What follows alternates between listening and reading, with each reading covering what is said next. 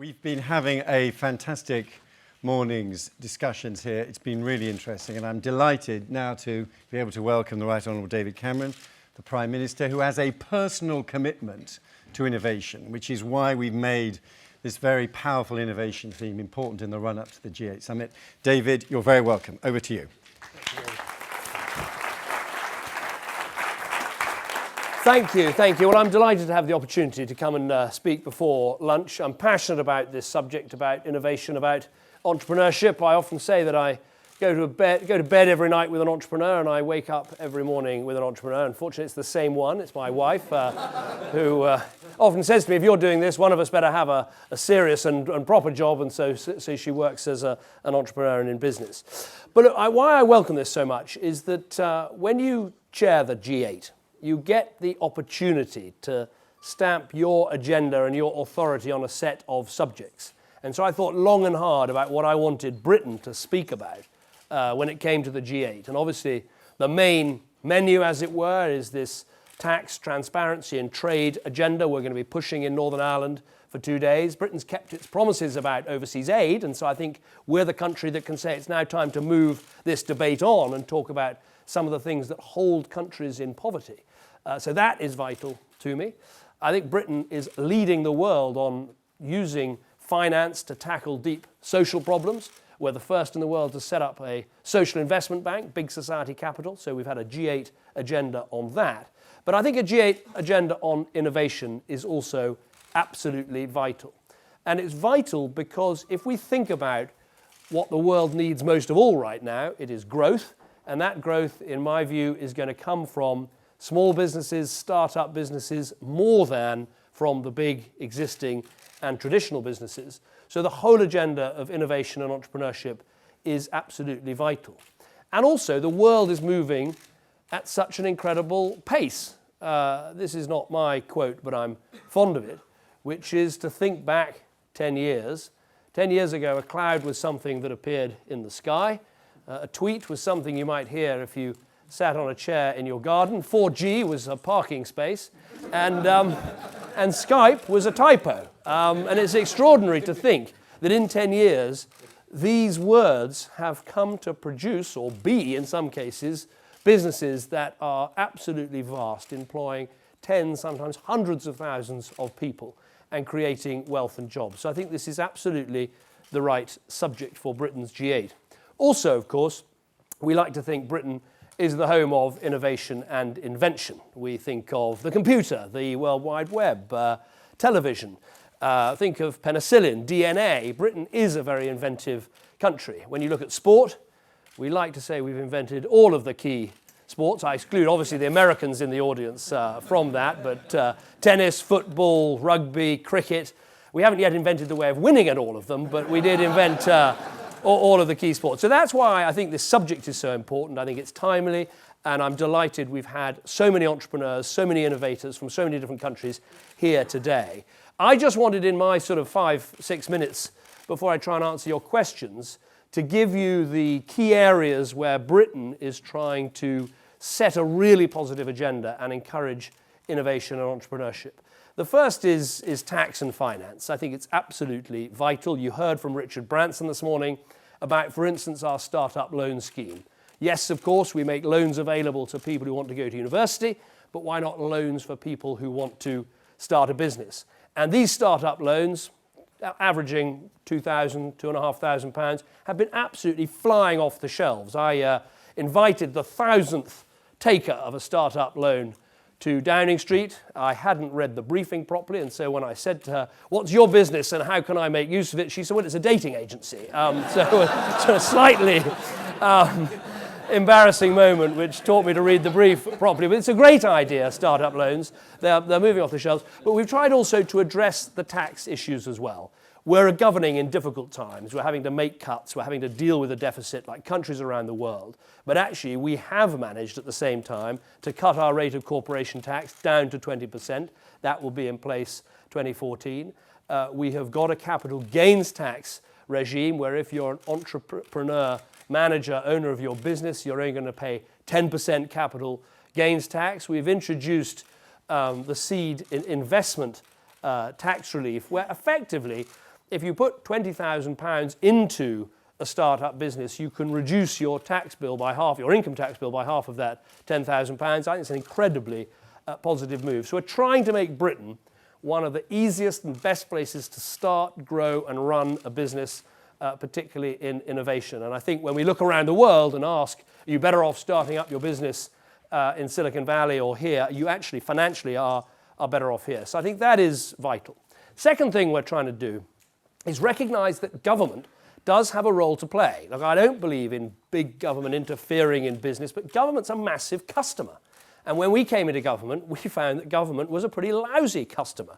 If you were an innovator and you wanted to sell to government, you had to have 3 years of accounts and 3 years of records. So we've scrapped that.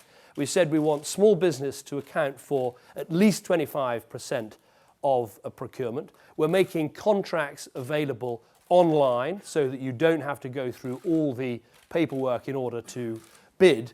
And we're also doing something else which came directly out of a conference like this, which is an entrepreneur on a stage like this said to me, look, it's all very well in government.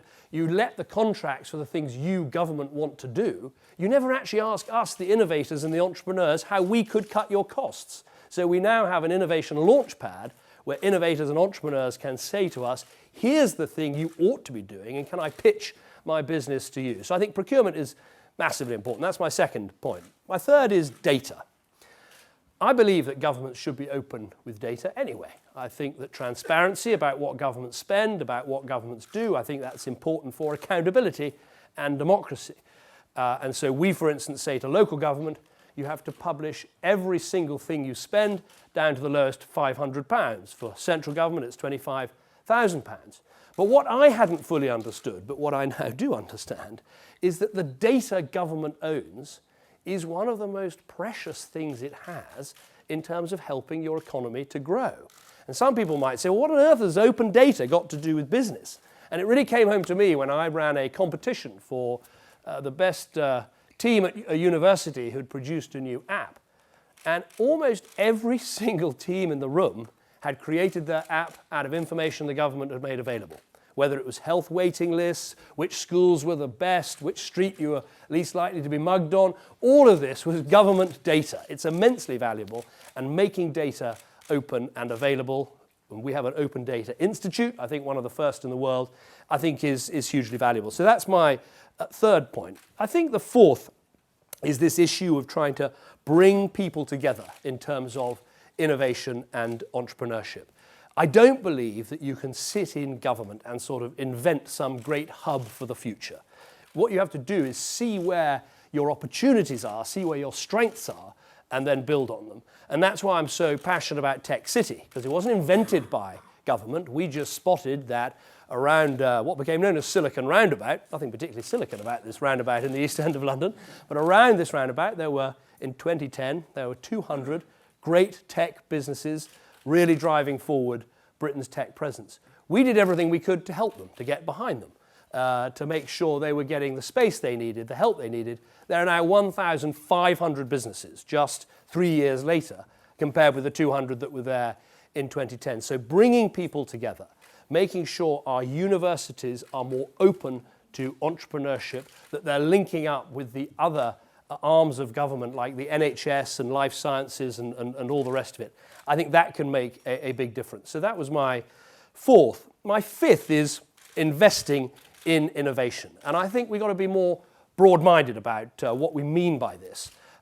We invest in innovation when we rewrite our school curriculums and make sure they're more relevant to entrepreneurship and innovation. So for instance, we took our ICT curriculum, listened to business and industry who said, look, you're not teaching kids to code, you're not doing this the right way, so we've completely changed that. Investing in innovation means making sure, even in tough times, you maintain your science budget rather than cut your science budget, which is what we're doing.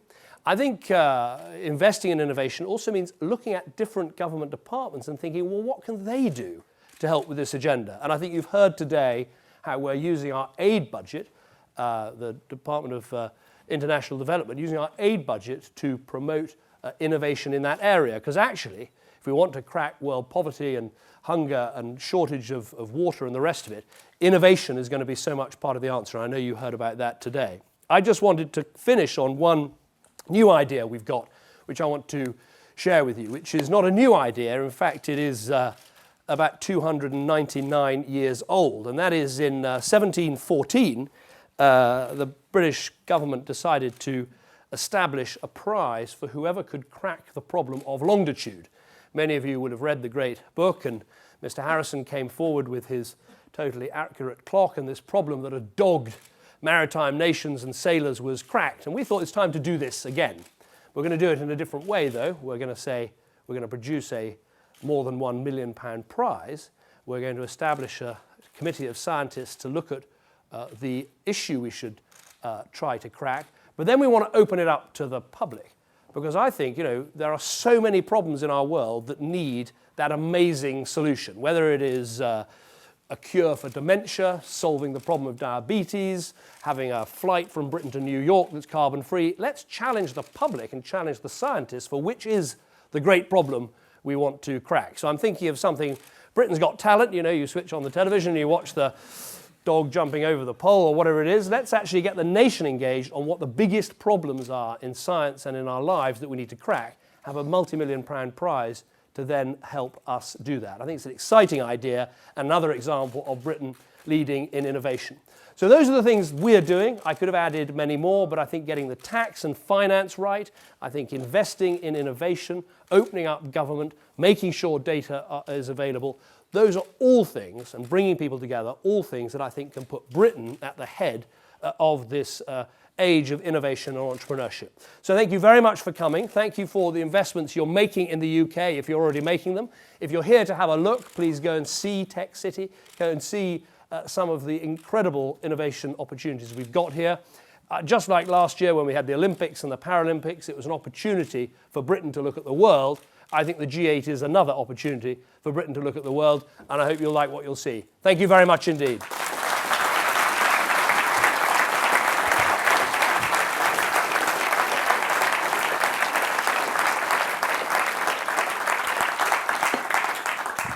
Now, we've got some time for questions, points. Who wants to kick off? There's roving microphones. Gentleman in the pink tie.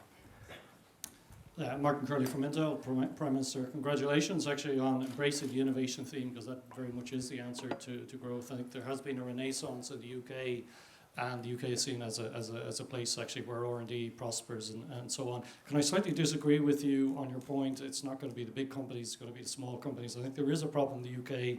It actually, when is the last small company we've seen that actually has become, say, the next Virgin?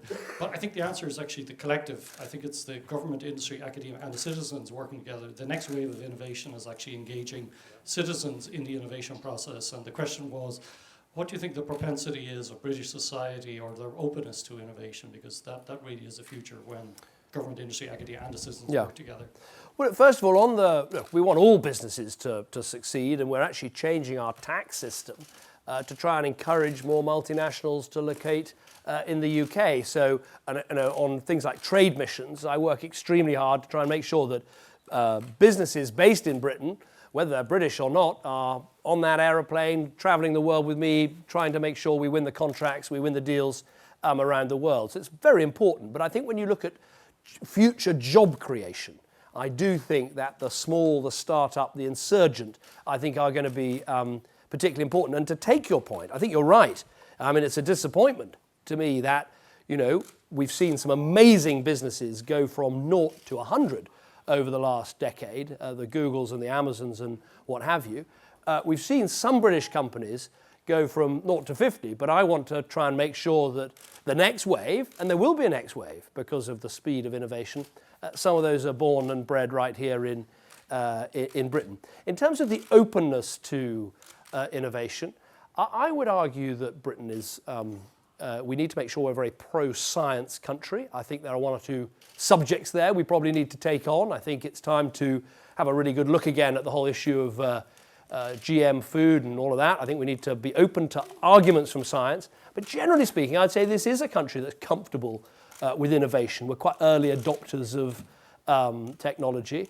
I think we've got a government that I would argue understands that. You've been hearing this morning from a science minister who's massively enthusiastic about that. So I think we are quite good innovators, and we're a big enough market. We're not the biggest market in the world, but we're a big enough market where if you invent and make something here, it really is worthwhile to sell it here. And in certain areas, I mean, that's the creative industries. For instance, you've seen enormous innovation in the UK. Let's take the music industry this year. 1 in 4 albums sold in the EU come right here from the UK. We are the only, along with the Americans, there are only 2 net exporters of music anywhere in the world, and that is us and the US. So I think we are innovative, and I think we're open to it as a society, and that's important. Gentleman here. David Clutley from the Centre for Science and Policy at the University of Cambridge. And being from Cambridge, I just want to point out that small and medium-sized enterprises grow big. In Cambridge, we've created 15, which have gone to over $1 billion, and we've got one over $20 billion at the moment, stock market willing. So I completely agree with you in your extremely inspiring and talk just now about the importance of small and medium-sized enterprises. But on the other side of the equation, those small and medium-sized enterprises rely on large corporates and on government to actually have the feedstock. They need stuff bought from them. As Cambridge Angels, for example, we can invest in these companies, but we need people to buy. And to buy from small and medium-sized enterprises, you need to take risk. And that's fundamental culture change. What are you doing about that? That is so important. First of all, thank you for coming. I think it's amazing what we're doing around Cambridge. I think it's a real hub growing there. I was in Cambridge, Massachusetts the other day, and I think also we have more to learn from each other. The sense of entrepreneurship in some of those US universities where everyone seems to be both a student and an entrepreneur is palpable.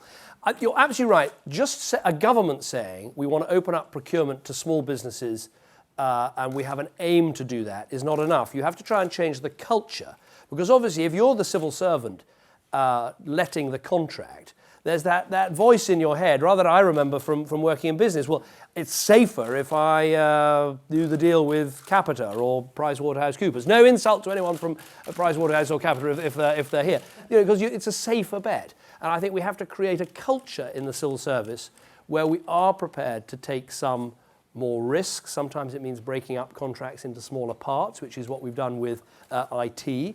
But it does mean a culture of a little bit more risk-taking.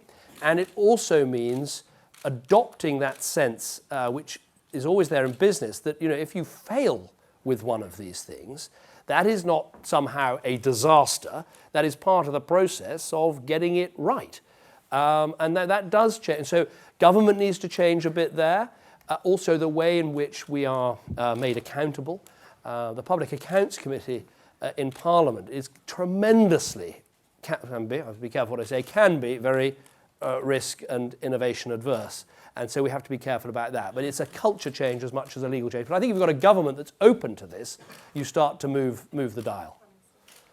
Last couple of questions. Gentleman here. Mr. Cameron, we are an SME from Singapore that set up here about 2 years ago with encouragement from the UKTI. It's been an incredible experience. We've found great talent, great market, lots of things going positively. One issue though, and that's been with the point about getting some of our personnel over here. Yeah.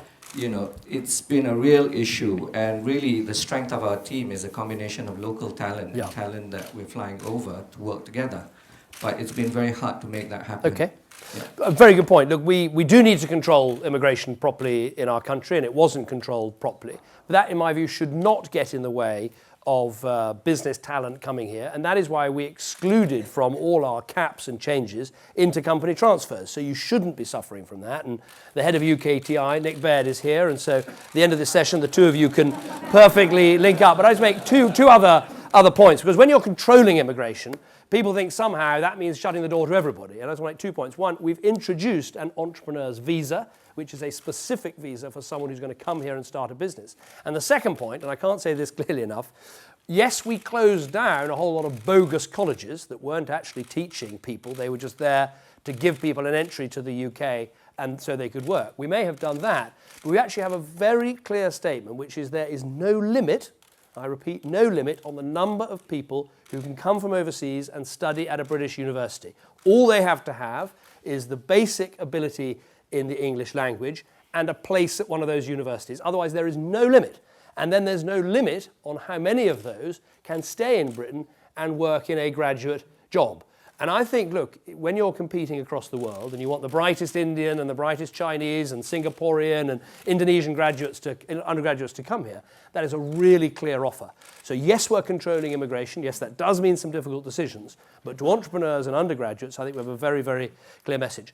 I have to go. I've got the Deputy First Minister and the First Minister of Northern Ireland coming to Downing Street to sign a historic agreement about the economic renaissance of that vital part of the United Kingdom. I hope the G8 going to Northern Ireland has played a small part in encouraging everyone to think about the possibilities of Northern Ireland. But can I thank you again for coming, for making this conference such a success, and can I thank Siemens for this magnificent building and, of course, that incredible cable car. The magnificence of that cable car almost makes up for the disappointment of the lack of the ski slope at the end of it. Siemens are a massive investor in our country, really appreciate it, and all the expertise that they bring, and I hope the rest of your conference goes well. Thank you very much indeed. Thank you. Hello. Thank you. Great talk.